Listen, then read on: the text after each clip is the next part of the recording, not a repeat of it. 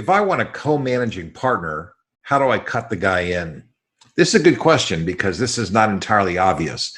If you want a partner, let's say you're the managing director, you're the promoter, the sponsor, it's all the same kind of thing.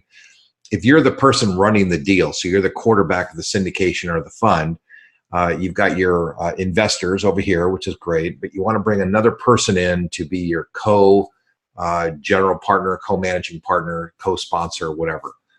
There's really two big ways to do this. Attorneys might give you a little bit of a different twist, and I certainly am not an attorney, so I can't speak that for all the different possibilities. But there's two big different ways. Let's say you have A shares for the investors and B shares for the promoter. Well, you can give the co-promoter some of your B shares. The problem with doing that is that the investors have to vote if you're going to make any changes, if you're going to bring in a third person or a fourth person, or if you're going to get rid of the second person.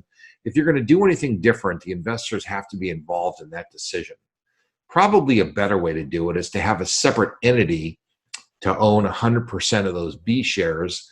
And then let's say that you own the entity that owns 100% of those promoter shares. Then you decide you're going to sell or you're going to award some of those new company shares to another person that you want to be your partner.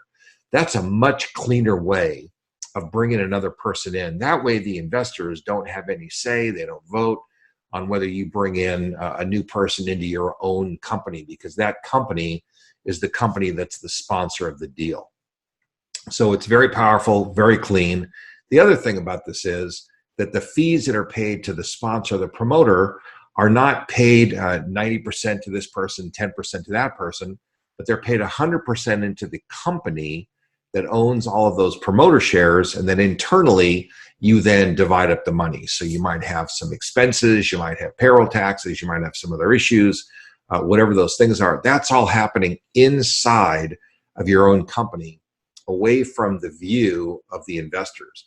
They don't need to see exactly how you're dividing up money or what you're doing.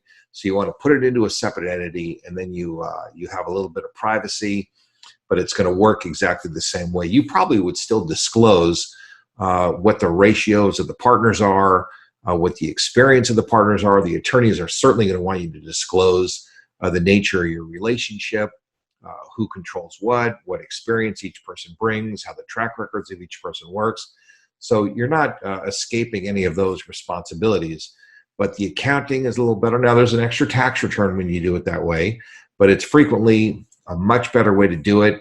It's much more powerful, and there are other opportunities. For example, you can put your real estate license into that separate company, and that company then can do the brokerage, can do the property management, and all the other things that are happening. So it just opens up the door for some good possibilities.